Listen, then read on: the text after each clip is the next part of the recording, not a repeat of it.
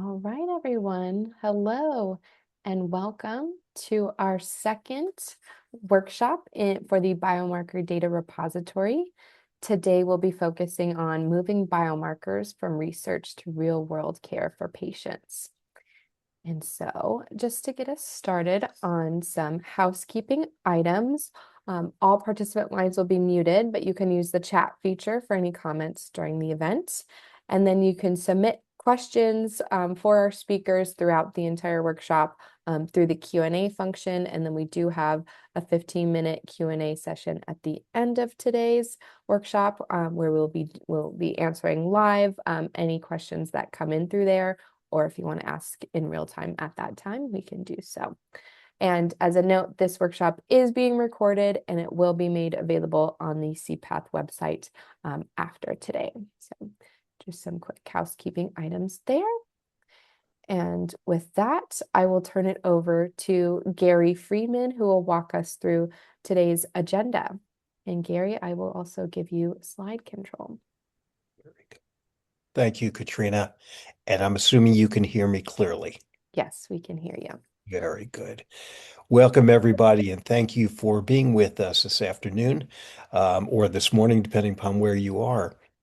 At today's workshop, we're going to follow a very, very familiar trend, a very familiar pattern, as when we attend an FDA patient-focused drug development workshop.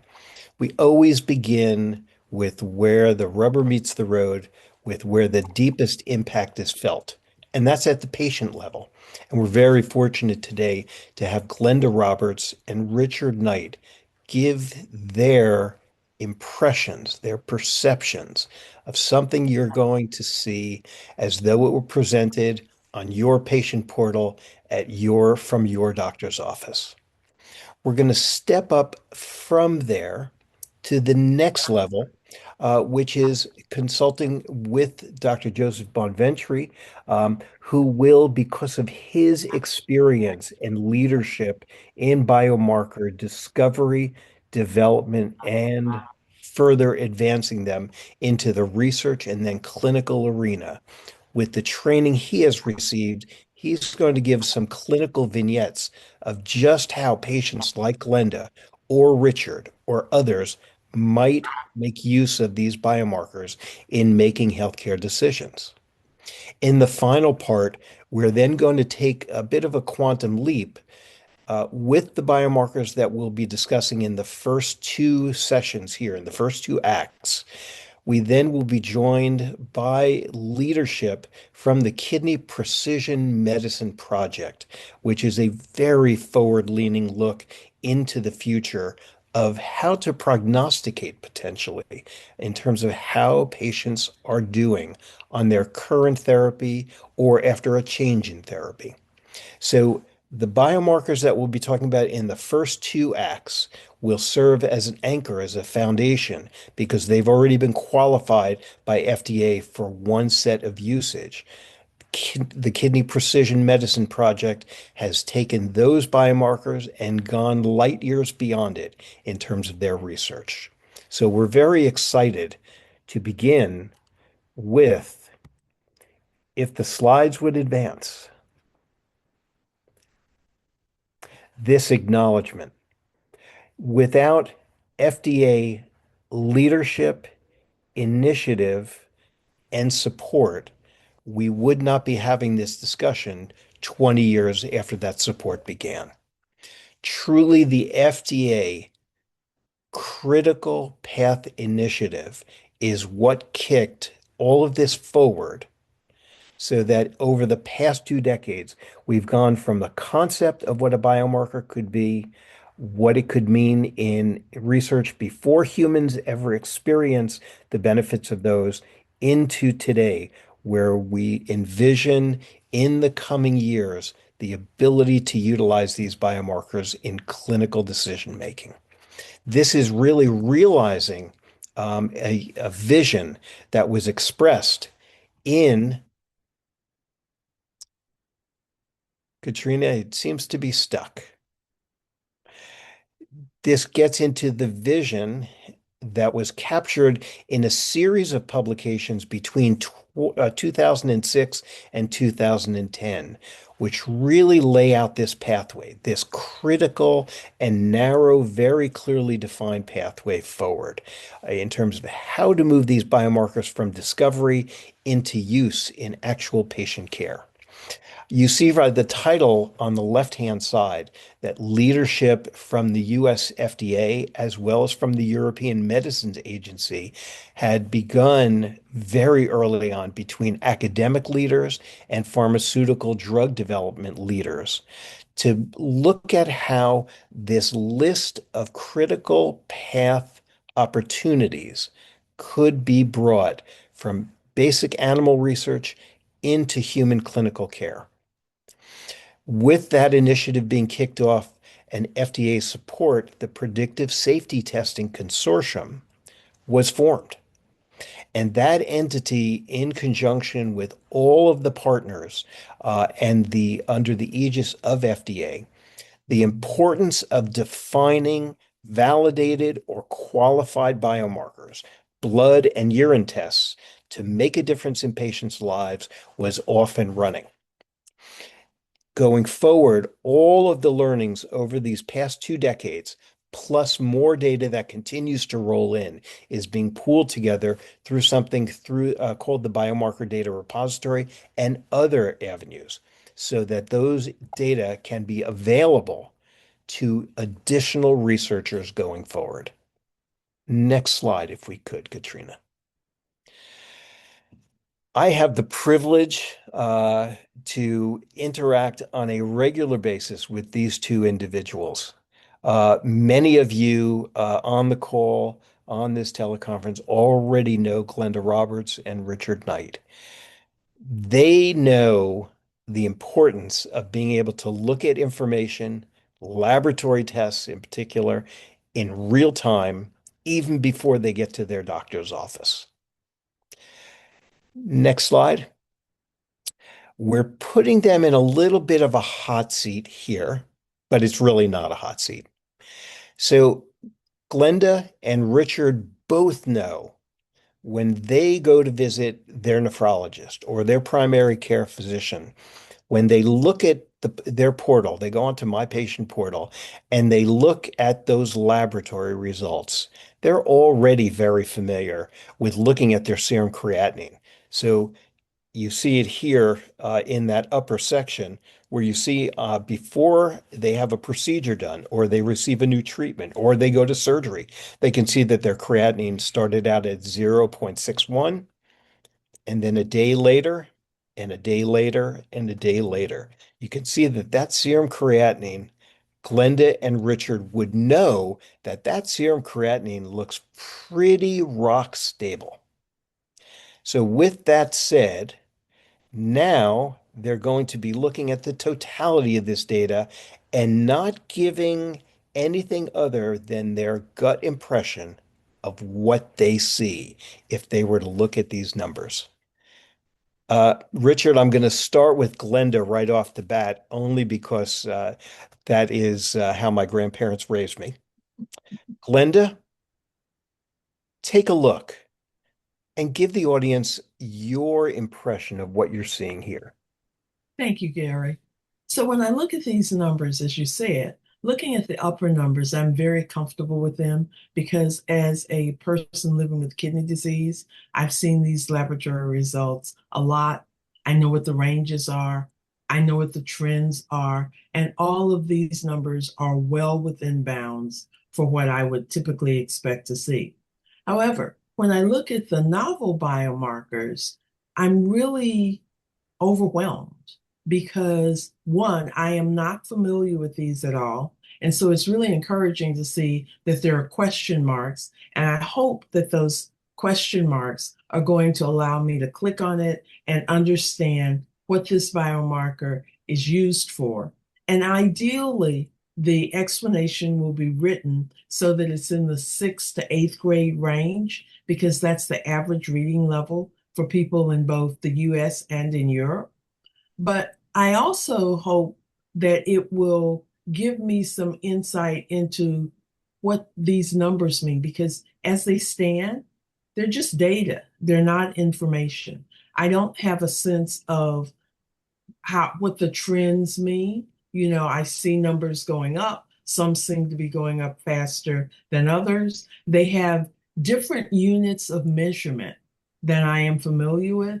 And so I don't know what that means in the context of, say, my conventional biomarkers. So I can see that things are changing, and it would be great if these numbers were, say, color coded so that when I was in good shape, if they would be green, that would be great. And maybe when I'm moving into the dangerous area, they turn to yellow and maybe red if it was really, really serious. So that's my initial response because as patients, when patients see these numbers, the first thing they want to know is, so what do I have? Like, what does this mean in terms of my health? What's going to happen to me? So, give them some context. And then what action can I take? And just looking at the numbers and seeing numbers go up and then go down, I can't tell if I'm going from I was good and now I'm bad, or I was bad and I got better and now I'm bad again. So that's my general reaction. Thank you so much, Glenda. This is something that as we start to move from that research environment into the human evaluation environment, we've already looked at hundreds, if not thousands of patients worth of data. So what you're saying is incredibly valuable because we need to understand, are we overwhelming patients? Are we informing patients? Are we really giving them tools that they need to understand what these changes could translate to? Richard, building on what Glenda so kindly shared, what is your intuition when you look at these? Thanks, Gary. And Glenn, I agree with you. So we're done here. But no, seriously, you know, I got my transplant in 2006, and here we are, roughly 20 years later. And the top set of numbers of data have been the traditional numbers that I've been acquainted with for that period of time. And it was interesting that you noted earlier that some of the research began back in 2006.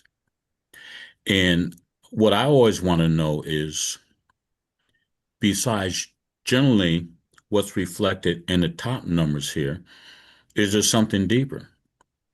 And as I understand it, I don't know and understand the details of the specific novel biomarkers, but my hope and my thought is that it will be able to give me or a patient an early warning sign as opposed to something occurring in the end. We're looking at pre-surgery and post-surgery, and the numbers are changing, they're varying. But the important thing for me is, are these novel biomarkers going to be able to do a more in-depth analysis of my personal situation than the top numbers are?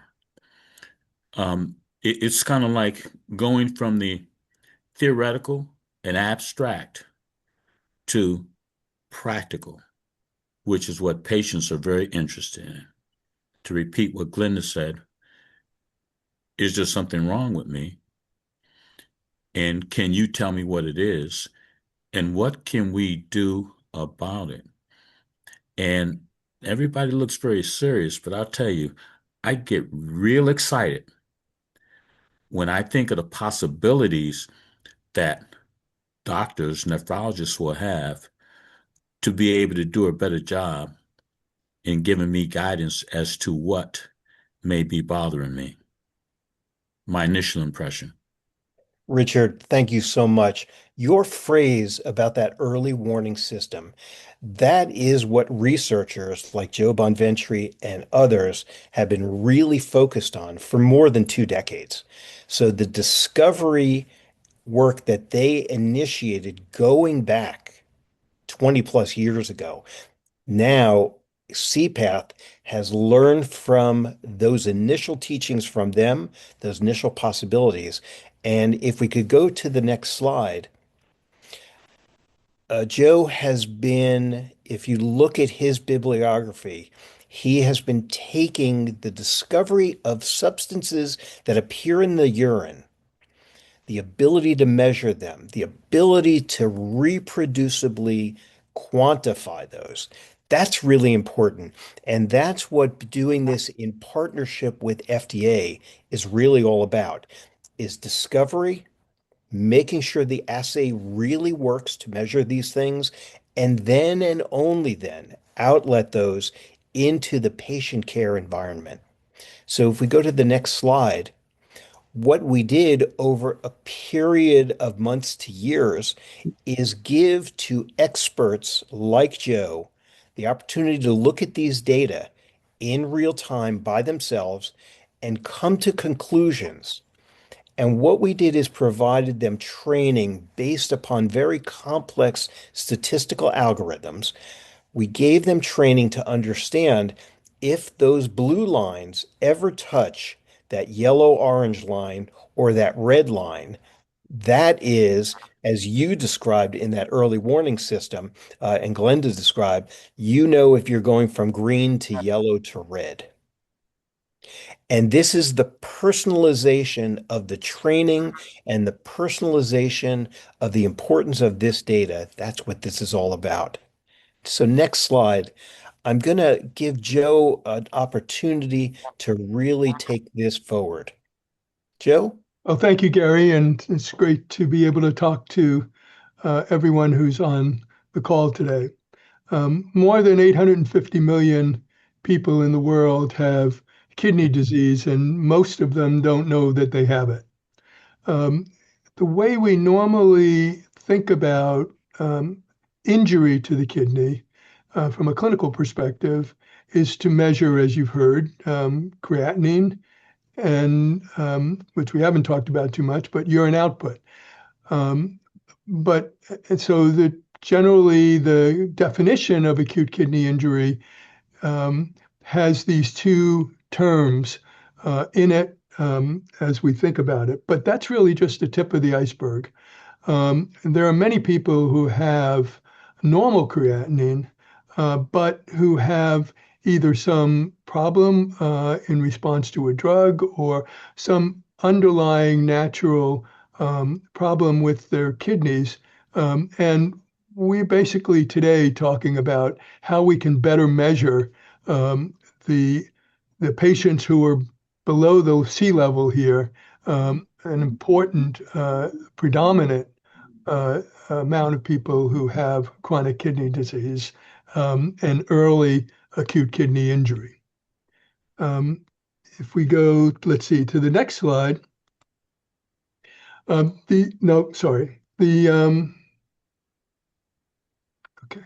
So the federal government recognizes the importance of biomarkers. And here I'll read this from the 21st Century Cures Act. Federally funded research should demonstrate direct and indirect clinical benefit to patients through innovative biomarker-based endpoints in clinical drug development trials and biomarker qualification for use in the clinical practice of medicine. And that's what we're talking about today, the potential use of these biomarkers in the clinical practice of medicine. CPATH has worked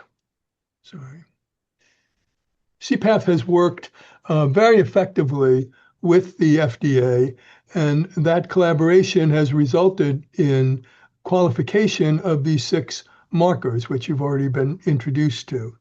And CPATH is currently working very actively with the FDA to extend the qualification of these markers to more common clinical use.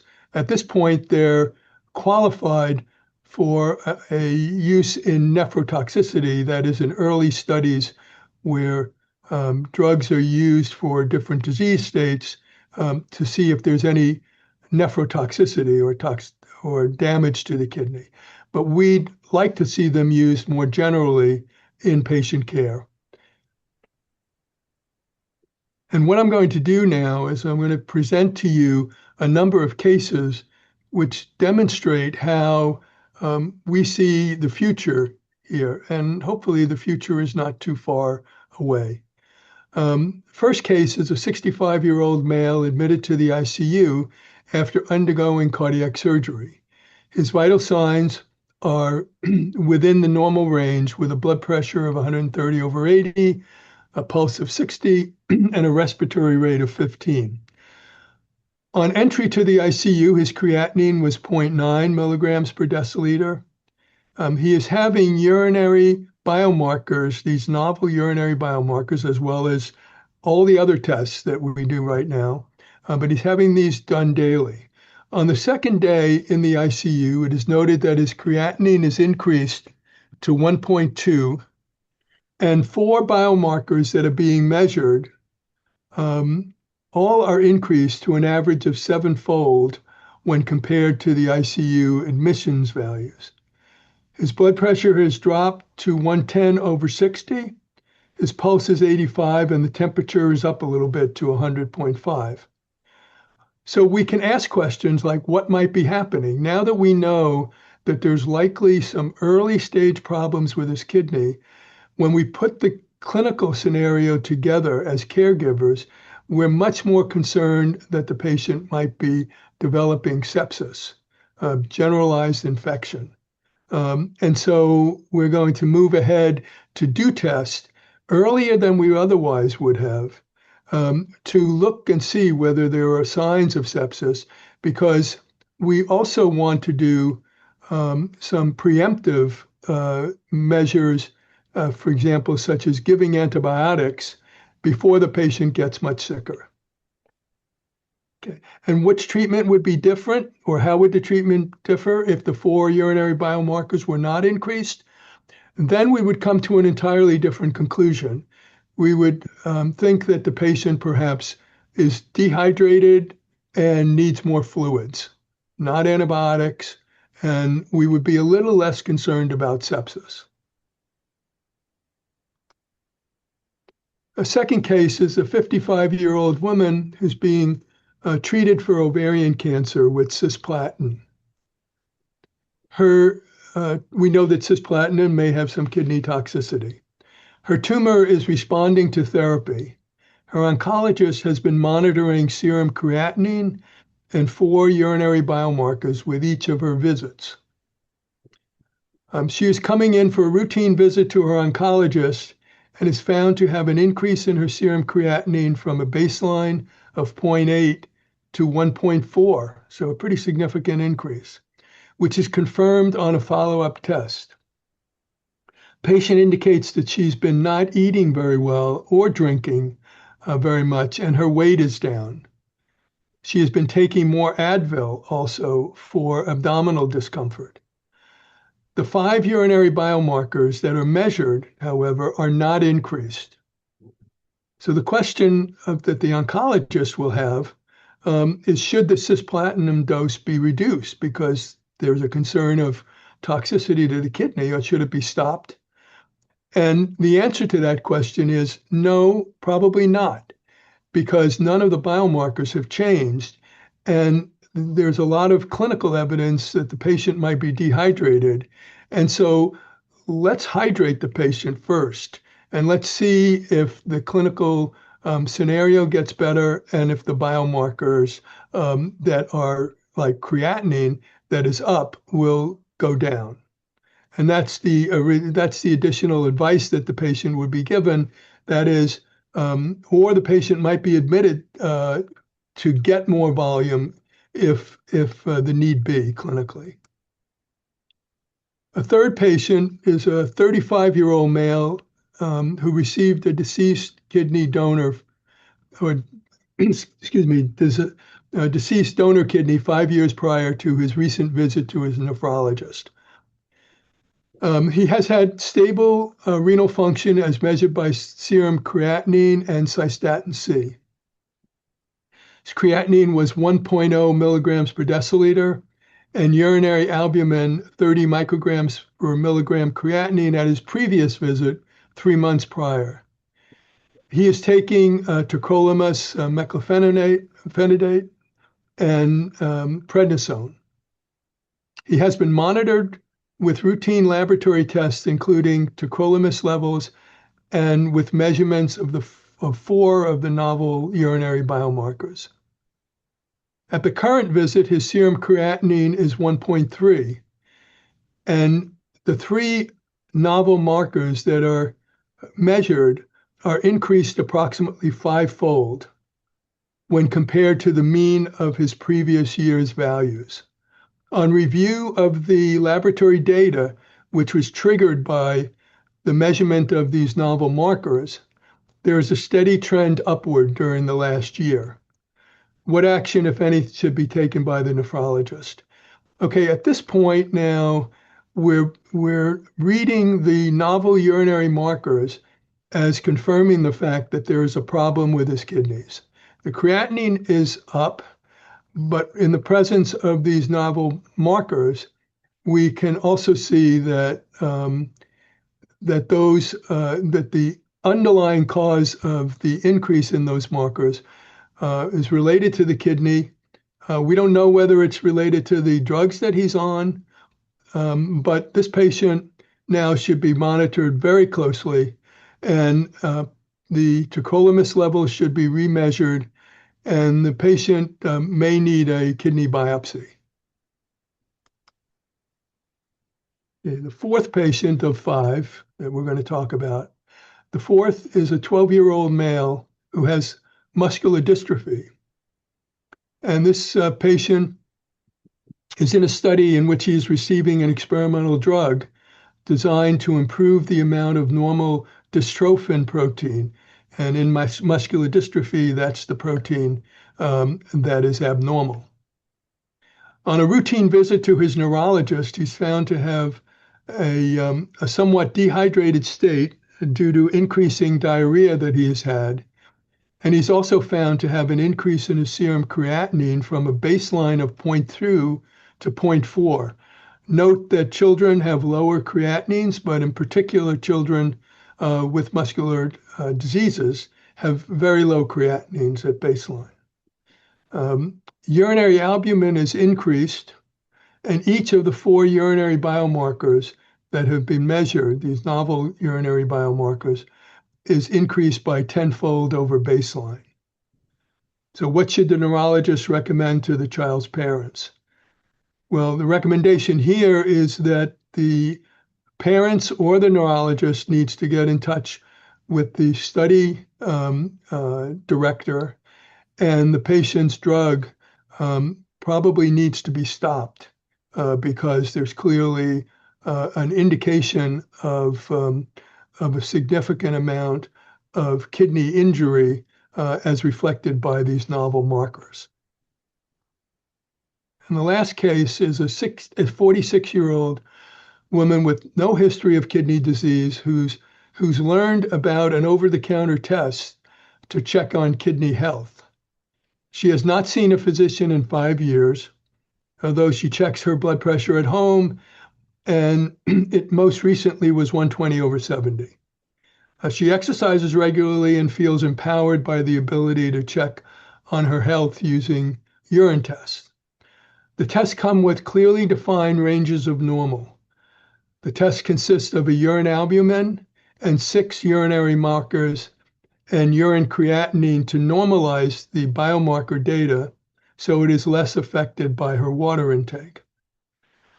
So the 7 normalized tests are all within the normal range. She is reassured and plans to do the testing once a year.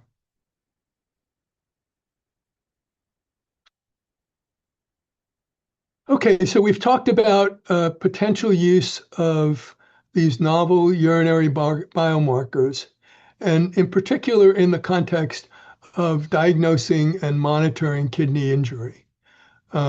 There are many other ways that these markers can facilitate patient care.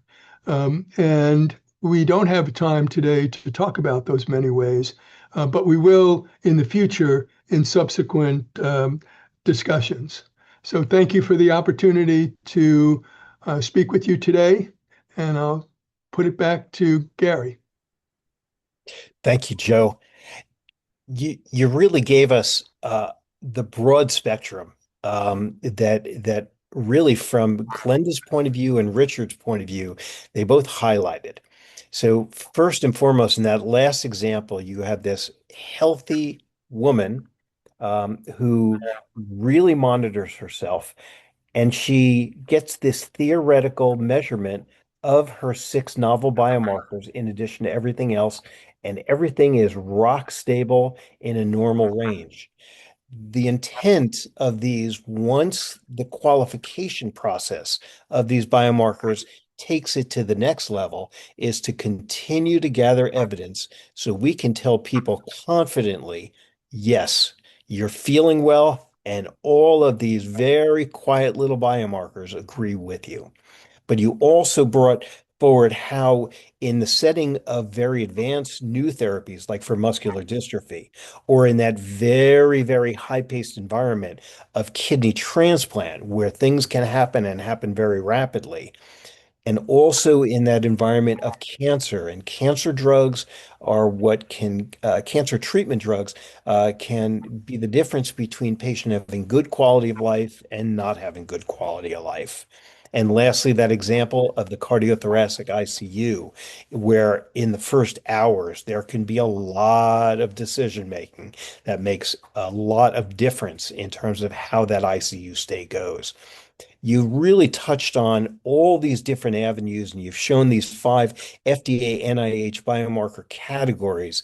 Each of these represents a different area where we can take the first level of biomarker qualification, build on that to the next one, and the next one, and the next one, and the next one, so that these biomarkers can be fully evaluated to see if they're necessary and sufficient to really improve clinical decision making. So we can't thank you enough.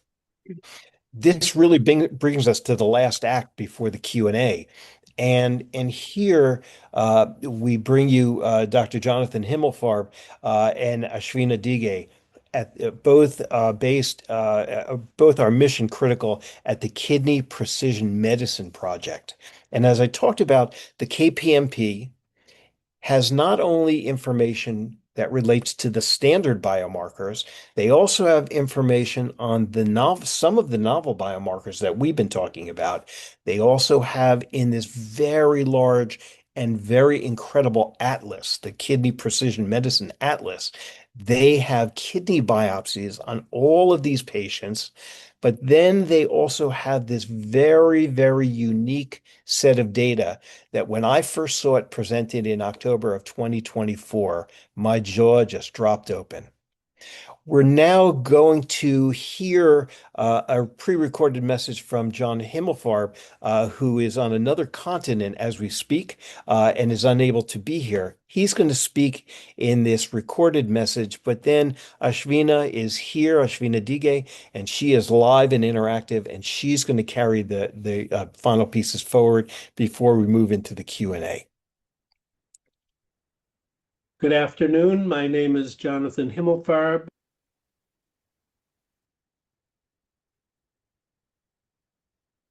And I'm the director of the Center for Kidney Disease Innovation at the Icahn School of Medicine at Mount Sinai. And it's my pleasure today to discuss with you the future. And the future is now for integrating biomarkers and precision medicine clinical data. And I'm going to start by going back in time to 2010, when Margaret Hamburg was the commissioner of the FDA. And in the New England Journal of Medicine, she used very strong language when she said, we are failing as a scientific community and as a nation to adequately deliver the promise of science to diagnose, treat, prevent, or cure disease. And she said, we need to invest in new methods, assay standards, and models that'll help speed the development, review, and approval of medical products the patients need and can rely on. So this was a strong language to the entire biomedical research community that we have to do things differently and we have to be innovative. And what I'll discuss with you over the next 20, 25 minutes is how we're working as a community to do what she wanted us to do, to use new methods, new assays, and in particular, we'll talk about how we can use new biomarkers to help speed the development, review, and approval of new treatments for people who are living with kidney diseases.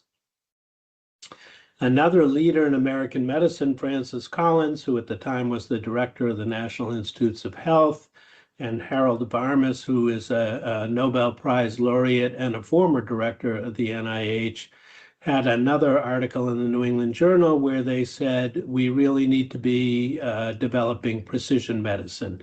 And what precision medicine means is getting the right treatment to the right, at the right dose, to the right patient at the right time. These are quotes from the article, one size does not fit all. So for any given condition or disease that people have, people are all different from each other. And so if you look at this diagram here on the right, the people are heterogeneous. They vary in their genetic background. They vary in their lifetime experiences, their exposures to different conditions. And so thinking that they're all going to be alike if they have a given disease and they should be treated the same way doesn't really work. So a given therapy might be beneficial, let's say, for the people in red here or the people in light blue, but not for the others. And if we could know ahead of time, and the technical word is deconvolute this population into the people in red or dark blue or light blue and treat them with the treatment that's best for that condition, for that group of people, we would have more success and people would do better. So that's the idea behind precision medicine. Now, in between those two papers in the New England Journal, a visionary in the kidney field named Matthias Kretzler, a nephrologist in Michigan, started a NIH-funded network to study glomerular diseases. The glomerulus is the filtering unit of the kidneys, and these are rare diseases. They're called nephrotic syndrome, and they're characterized by damage to these filtering units, and that causes leakage of large amounts of protein in the urine. And these are rare diseases, but they frequently lead to kidney failure. And at that time in 2013, we really didn't have any good treatments for these disease conditions. So this was visionary back in 2013, and this network has been active ever since. And this was from the original paper back in 2013.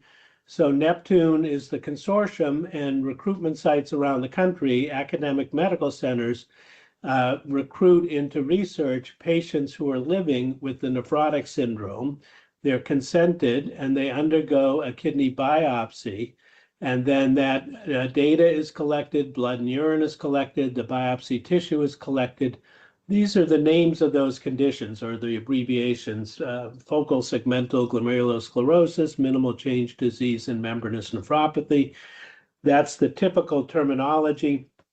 But what was visionary back then is they took all this data they collected and defined new, what are called phenotypes, or characterizing the individuals with these conditions, and molecular phenotypes based on what they saw in the kidney biopsies, integrated all that data together to define new disease subtypes. And this is a complicated picture on the right, but it just describes how they layered all these different technologies together from these individual participants in the research, their genetic background, and understanding the proteins that were present both in the blood and in the kidney, and the metabolites, the small molecules that are involved in metabolism in the kidney, to develop these different phenotypes and learn more about these different conditions called nephrotic syndrome. So this was really a remarkable consortium that paved the way for precision medicine in kidney diseases, for these rare diseases. And that field has now advanced. That was back in 2013. 10 years later, the same group is now conducting clinical trials that are precision medicine based. So this is really quite revolutionary. Here to describe what's going on. So the Neptune cohort recruited these participants, the clinical data, the pathology data from the kidney biopsy tissue, and the biomarkers were all integrated together Now, before we mentioned the population with these conditions is very heterogeneous. All the people are different.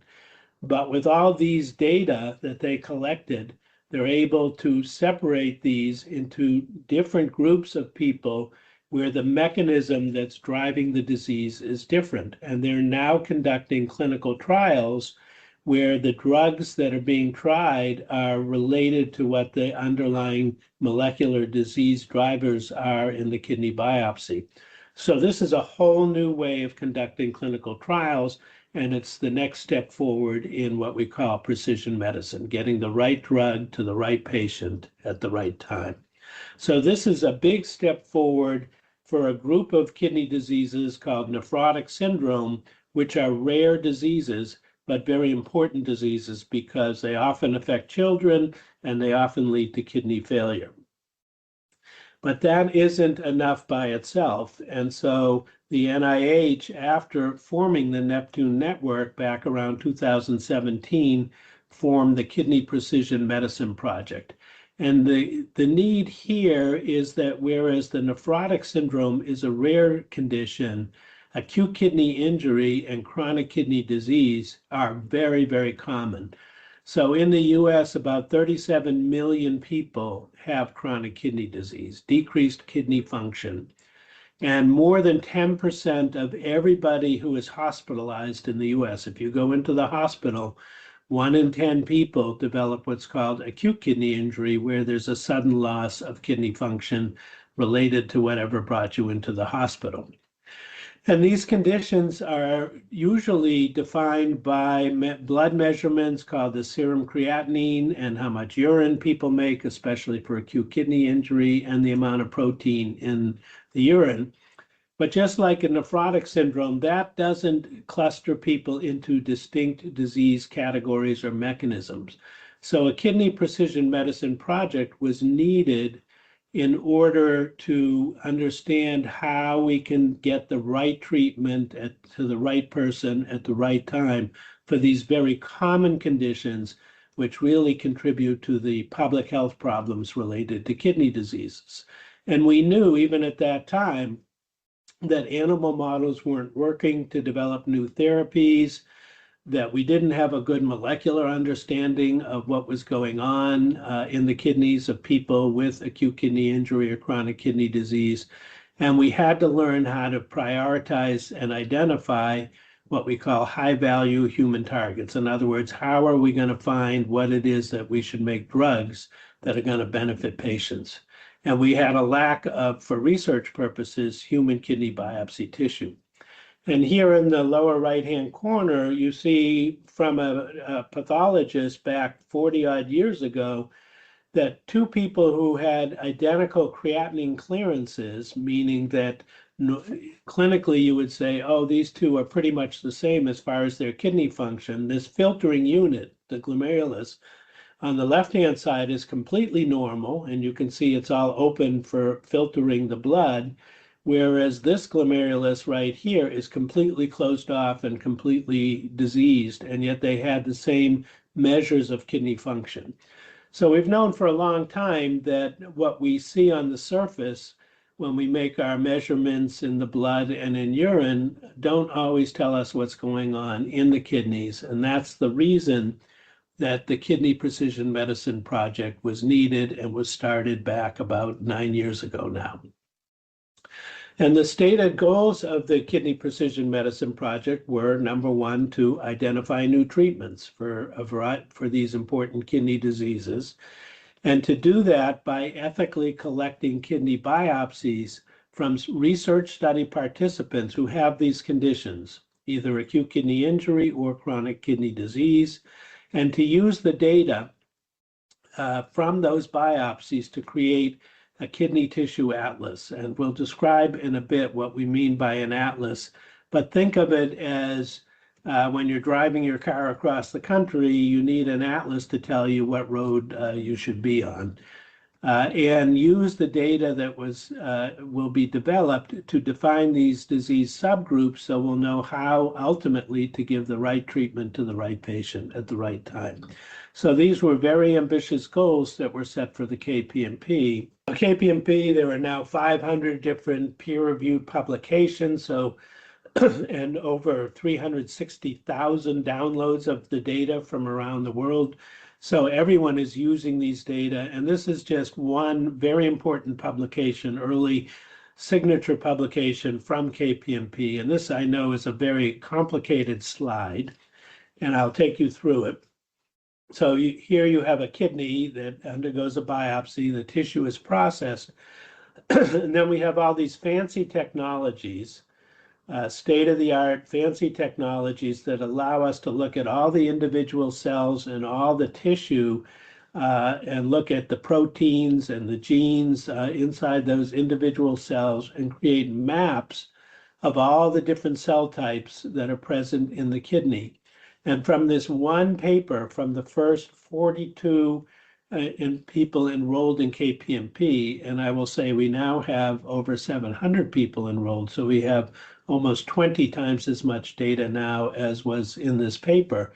But even in this paper, there were 400,000 different cells and 1.2 different cell neighborhoods that we could analyze and start to be able to define for the first time all the different cell types and cell states in the kidney in health and disease. So it's a start to the process of achieving the goals of KPMP. Good afternoon. Thank you. That presentation will be available to each of you after this presentation is completed. Jonathan has really nicely taken us from looking at serum creatinine and knowing something's going wrong or right in the kidney to the anchoring with the CPATH related predictive safety testing consortium urine biomarker panel to more specifically define that where injuries may be going on within the kidney. So going from a single blood test to a series of blood tests with urine samples to be able to say that there is something more specific that's going on, but then using that to anchor what KPMP has so visionarily discovered and made available to the public. This is where we want to introduce Ashwina Dige to really take us to what KPMP sees going forward in collaborations. Thank you, Ashwina. Thank you, Gary, and I appreciate everyone having me today. I wanted to just share a little bit about what KPMP is and as a resource and the potential collaborations that we have to really highlight some of BmDR's work and work together. What I'm sharing here is KPMP is NIH funded, but we do not interact in a silo. We work very closely with other NIH consortia and with some of the groups listed below, Human Cell Atlas, Prime CKD, and of course, BmDR to accomplish our goals of finding the right patient for the right treatment for the right patient at the right time. Katrina, if you could go to the next slide, please. We have several avenues of collaboration, but I think the most important one being that all of our de-identified data is publicly available for use, and we ask that anyone who generates our data put that data out there for public consumption as soon as it's been quality checked. And I think that's probably our most fruitful collaboration resources, that there's no hindrance, no blockage for being able to get the data. And then any data that is somewhat identifiable or PII is available with the data use agreement. And then one of the ways that we've been working with BmDR is through our biosamples. So Katrina, if you can go to the next slide.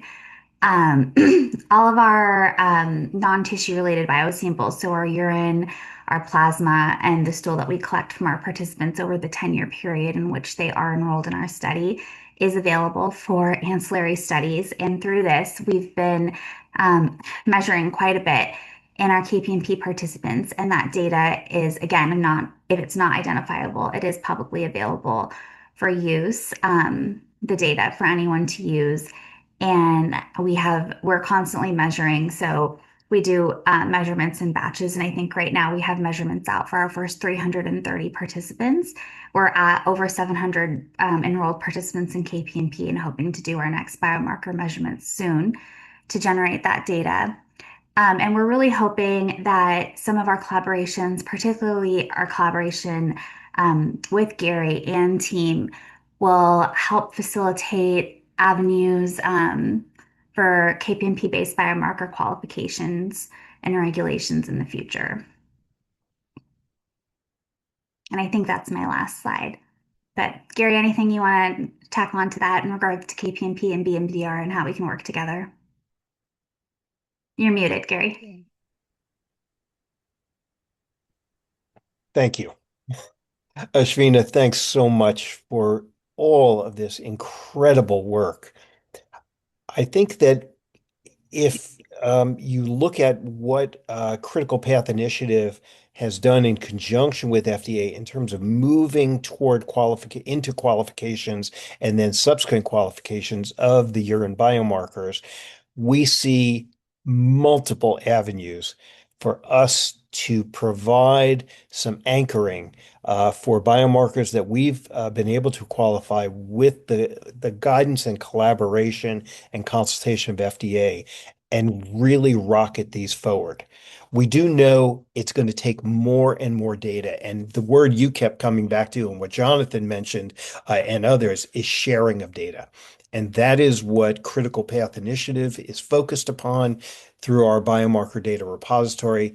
As you were describing for KPMP, those are available to researchers who are listening on this call and beyond so that they can access the data and independently review it and independently report what they observe. It's very important for all of us to be taking all of this data, putting it together in rational, overlapping fashion, much in the way that Jonathan's very nice 4 layers of different data types, constraining those into something that then turns into an output that can impact an individual patient who's worried about their kidney health.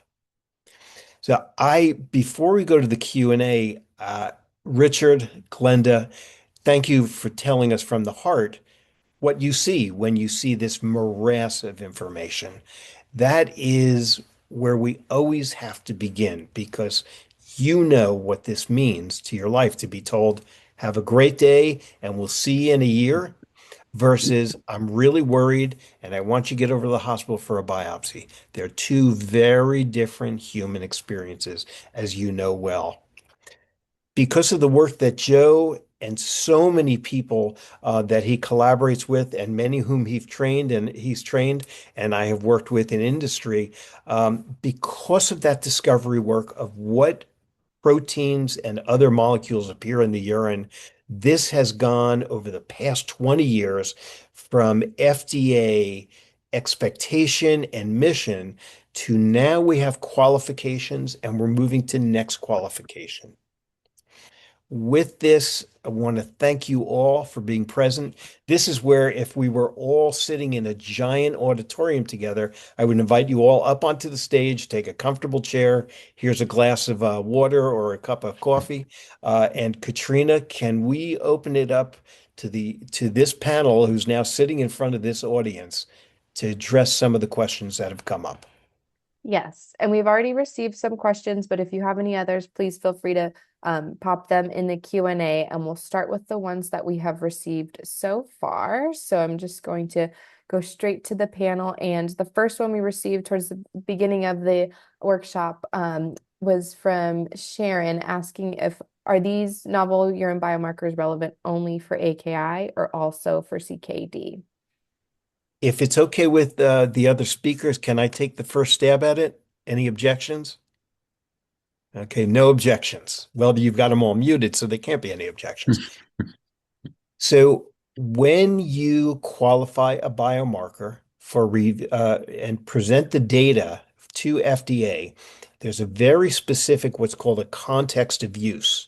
Joe, at the end of his presentation, showed 5 different potential contexts of use under the FDA NIH framework regarding kidney injury.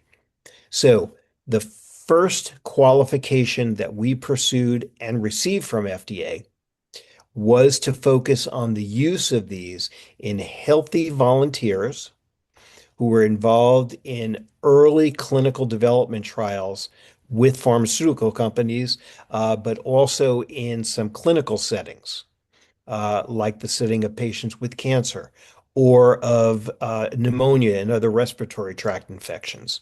So the first qualification is in the use of these in patients who have normal kidney function. We then have now assessed the performance of these same biomarkers that are qualified in healthy volunteers. We've now assessed them in at least 4 different populations that have ongoing illness, and they may have KDIGO grade 1 or grade 2 or even grade 3 level of kidney function at baseline. So their kidney function may be in the range of 90 or above, or it may be between, say, about 59 and about 90, or it may be as low as, say, about 45 to 60. And we've seen the performance of these biomarkers, and they're all normalized to each individual patient's baseline level. And then we followed it at day 1, at day 2, day 4, day 7, day 14. That's a long-winded explanation for a very important question. We have focused our first qualification on healthy volunteers. The next qualification is on people with disease states with varying levels of kidney function and how those biomarkers have performed. Yes, perhaps I can add a little bit to that. I think that they are, in varying degrees, each marker tells us a little bit different thing about the kidney. And they are, some of them tell us more about one region of the kidney, and others tell us about more general effects that over a number of regions of the kidney, but they're giving us insight into kidney injury, which is, of course, a part of acute kidney injury as well as chronic kidney disease. And so I would say, and we know some conditions, for example, with one of them, if you actually measure it in the blood, it's one of the best predictors of long-term progression of chronic kidney disease. But as Gary points to, we're sort of taking it one piece at a time. So I'm a believer that these markers are going to tell us a lot about chronic kidney disease, but it's going to take a little time, and we can't, as is one of our FDA colleagues commonly says, boil the ocean. We don't want to try to boil the ocean. We want to try to focus in certain areas and get these to clinical use. Because once we get them to clinical use, then all the people out there that are other physicians, the nurse practitioners, the social workers, everybody's going to have some hypotheses as how they could actually provide even additional information. And we're going to all benefit from that. Joe, I like your statement about boiling the ocean. So I've had the privilege and honor of being a part of all of this work with 2 consortia, one based in North America, one based in Europe. And we spent the past 15 to 16 years boiling the ocean. But that was based upon your boiling the ocean, Joe, in your laboratory and finding out what that ocean of urine, what it yields. And then Ashvina and John with the Kidney Precision Medicine Project have further boiled that ocean, now boiling up kidney biopsies, blood biomarkers, tissue-based biomarkers, and now through the Biomarker Data Repository, through the Kidney Precision Medicine Project, and through other consortia, now merging those data, building upon a foundation of what is qualified for use by FDA. We agree with you that the boiling of the ocean is over with. Now we need more and more focused data to be able to see in populations of, say, 50 to 100 versus 100 to 1,000, and then going up to, say, 2 and 5 and even 10,000 patients worth of data. how those change, the perceptions and the interpretation changes over time. So we're not at the beginning, and we're not at the end. We're somewhere in the middle there, where we now have enough information to merge together rationally and then come up with new hypotheses and conclusions and keep pursuing these qualifications so that these tests can be available when Glenda, Richard, and others on the call, when we show up at our nephrologist's office, that nephrologist can give us wisdom that helps us make important decisions more specifically. Gary, if I could add a little bit to that in the Please, context Glenda. of the question. You know, we have generally thought about people with kidney disease as just having either AKI or chronic kidney disease. And increasingly, as patients, we find that even those of us who have chronic kidney disease will have AKI experiences. So to the questioner's question, while we might be focused on kidney injury occurs in not only healthy people, but also people who have chronic kidney disease. So there is some degree of overlap, even given the context of use. Glenda, really thank you for that clarification. And by the way, any questions that we answer, if you have follow-up questions, feel free to submit them. Katrina will let you know how we will respond to you. Those of us on this call participating, we remain available to answer questions even when we're offline. Katrina, are there more questions? Yep, we have 2 more open questions, and I know we have about 12 more minutes for those able to stay on, but our next one is from Owen Richfield asking, would it be required that the novel urine biomarkers first be used by doctors or tested in the medical lab before transitioning to a home test? Does anybody want to take that? Well, I have. I can perhaps, so would it be required that they be used by, in sort of normal? I think it would make it easier, I suspect, from a regulatory perspective, to get more experience with the test before a regulatory agency is going to be comfortable, letting people interpret them on their own. On the other hand, we live in a society where, I know that there's activity out there trying to get some of these markers onto a home test. And, while that may not be completely, go through the regulatory system, nevertheless, I think that one can't prevent a test from being done. It's just that if you're going to use the test, if a physician is going to use the test, it has to be qualified. It has to be regulatory. It has to have regulatory approval.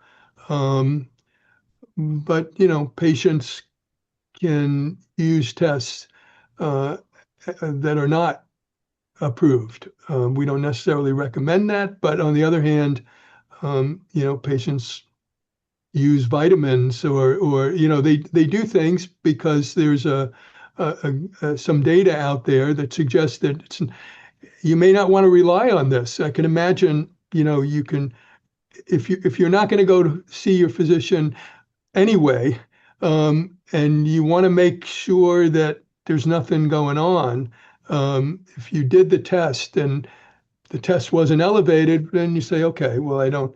On the other hand, if the test was elevated, you might want to go to the physician and see that that's a false positive. More and more people want to take control over their health. And I think the more tools we can provide, as long as we're completely transparent as what the regulatory status of those tools are,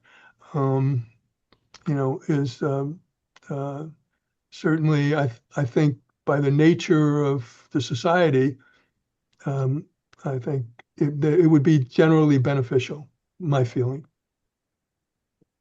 Glenda, you're shaking your head. I mean, yeah, from a patient perspective, what do you think? So, Joe, I was thinking as you were talking that if a patient has access to this information and say they see things that are out of bounds, they Right. would probably want to follow up with a Right. healthcare professional. And if the healthcare professionals haven't been educated and exposed to these, it will cause patients some degree of angst. If I called Dr. Bonaventura and I say, oh, I see that my Chem 1 is way out of range and you aren't familiar with it, it will create that kind of angst and frustration that we're trying to avoid in the patient community now. Mm-hmm. So I think it's important that we definitely educate the healthcare professionals about it. And ideally, we would have regulatory approval in advance of it appearing in an over-the-counter test. Yeah. Glenda, I really appreciate that. And Joe, thank you as well. I think if you look to, if you go to the pharmacy right now, there are home tests that are available for a variety of things. Home pregnancy tests. If you have diabetes, you can measure what's going on in your urine in terms of how much protein is being spilled. And you can also either do blood tests, blood strip tests, or have a wearable device where your blood is continuously tested. And you can do these things at home already. There are myriad other possibilities that you see when you go to the drugstore already. What the Critical Path Institute focuses upon is in consultation with FDA or in Europe with the European Medicines Association or Japan with the PMDA. We work at that regulatory level to make sure we're moving in a logical fashion to get things from discovery to confirmation and then to qualification so that exactly what you're talking about here can be achieved. Generally, we'll find that devices or tests that get cleared by central laboratories and then more peripheral laboratories is the first level of qualification, qualified use and approved use and reimbursable use. But then after that, as data get collected and the function of those biomarkers gets further and further scrutinized, then moving on to devices that patients can have at home, then that can be done. The great thing that is happening because of the collaborations we're talking about today is we have data here at Critical Path Initiative, Critical Path Institute in the Biomarker Data Repository. Equally importantly is you have KPMP and multiple other consortia. And because the way that data are formatted, they can be merged together and very, very thoroughly and completely and robustly analyzed. And we may be able to provide answers sooner to regulatory authorities, sooner rather than later. That's the excitement, is we're no longer at this very early phase. We now have thousands, if not tens of thousands of patients worth of data amongst us all. And we can utilize programmers and biostatisticians and consult with regulatory agencies, put that data together, and speed up the outputs. Very exciting moments. Mm-hmm. You know, and Gary, I'd like to add one other point that I'm sure Ashvina can amplify is that KPMP has a lot of biomarkers that are available. And Ashvina talked about the importance of collaborating with us using not only the publicly available data, but also you have the ability to reach out to our collaborations committee and get access to more in-depth information. So people don't have to wait for all of these biomarkers to be approved by FDA before they start thinking about developing new drug therapies and treatments, or before they start thinking about new laboratory reports that might need to be generated in the future. Thanks, Glenda. I was looking for a way to add it in the chat, but I can't see it. But if you head to atlas.kpmp.org, you'll be able to download all of our public data. And if you go to kpmp.org/collaboration, you can look at the other ways to collaborate with us and to download or request to download our non-public data. Thank you, Katrina. Yeah, and I'll get the other one in there too. And we have And one. Oh, yeah. if I Did you want to could add one just more thing? building on that, so Ashvina, thanks for that, and Glenda, thanks for provoking that response. You know, when you look at the biomarkers that we at Critical Path Institute have been moving into qualification, those biomarkers from the urine, part of the intent was, urine comes from every single corner of the kidney. And that's why sampling it, periodically, we're sampling the entire kidney. The Kidney Precision Medicine Project took that a very, very exciting step forward, not just looking at the substances within the urine, but looking at the cells that naturally kind of get sloughed off as the kidney ages or as it gets injured. And they produced with the analyses of these cells. They were able to identify which type of cell it was, which are some of those very complex but very colorful and brilliant displays that Jonathan shared and also Ashvina shared. But not only can we tell what kind of cells got shed because of injury or aging in the kidney, but KPMP has been able to, with what is called single cell omics, to be able to begin to give hints of prognostication, meaning are those cells in the urine, are they moving in a healthy direction? Meaning you've got nice normal cells that are reforming within the kidney, or are these moving into a damaged, more fibrous, scarred state? That would be an immensely valuable thing to be able to communicate to patients. Not only did you have an injury, we see the extent of the injury. It looks like it may be going away, but on top of it, we see that you're moving in a healthy direction or you're moving in a worrisome direction.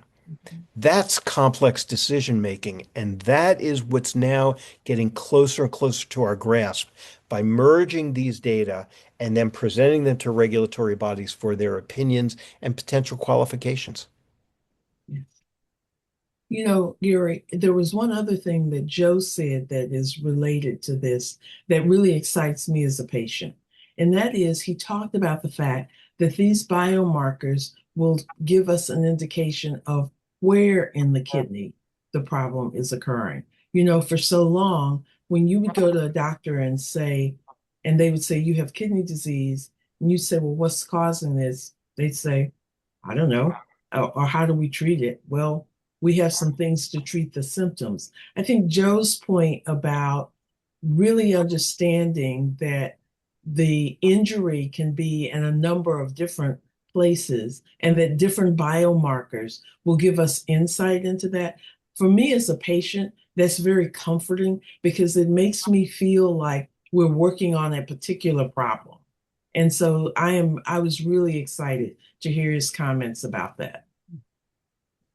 Really appreciate that perspective, Glenda. It really, when it comes back to it, remember the FDA format, the one we're mimicking here, patient-focused drug development. We always start with what are the patients thinking? What are they perceiving? So thank you.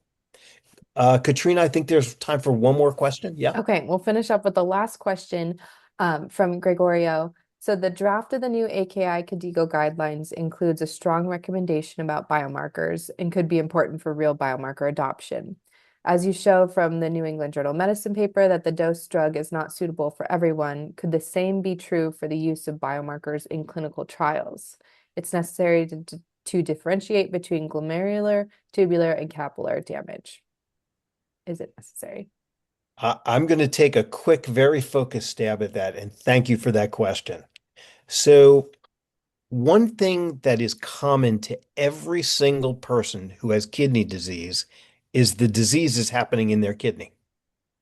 Human beings, no matter what our demographic characteristics are, no matter what age we are, if you have kidney injury, there are only a finite number of cell types that could be being injured. So all of these tests have now moved from just saying, oh, yeah, there's a kidney problem, to saying it's more in this area. to the KPMP technology saying not only is it in these various areas, but now we get some hints as to whether those cells are moving in a positive way or a negative way. All of these together, every human has the same type of kidney cells.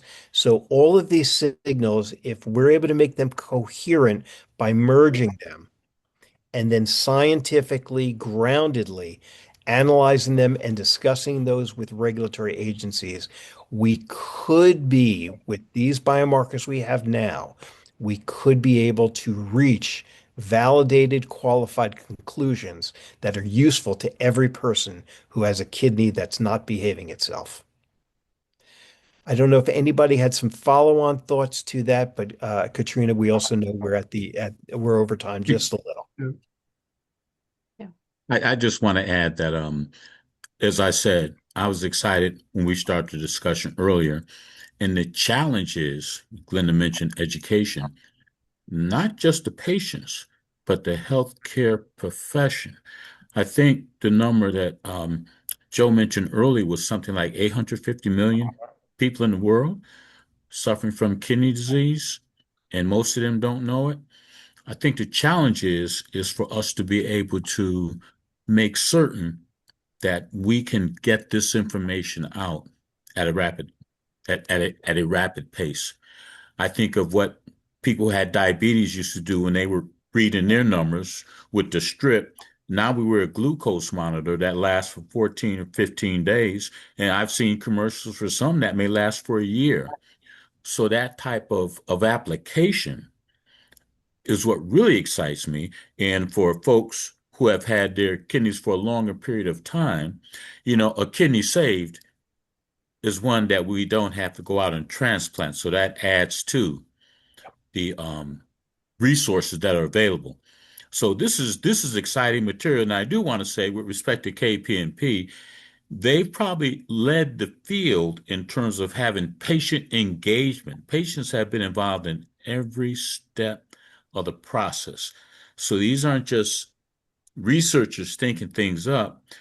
We've got a full range of patients that are participating in how the project is continuing on. And I think that's also very exciting because we're not operating in a void. So, Richard, really appreciate that. So, not only do you have academia thinking about from the patient's perspective, you have FDA thinking about it and EMA from the patient's perspective. You have drug development going on that is very focused on this precision medicine aspect. And Gregorio's question also comes to the point, KDIGO, you have consortia that are based in Asia, in Europe, in South America, in Africa, in North America. You have consortia that are looking to feed data in together and then let it out into KDIGO as a kind of a unifying voice. Kidney disease improving global outcomes. Global outcomes. Our goal is for patients across every continent to be able to put this information together in a meaningful way, not a couple decades from now, but now. With all of this said, I really want to thank all the participants. And Katrina, I'm going to turn it back to you. Perfect. And just a reminder, this is the second workshop in our series. The first one happened in December, and we'll provide a recording to that, as well as a recording of today's workshop.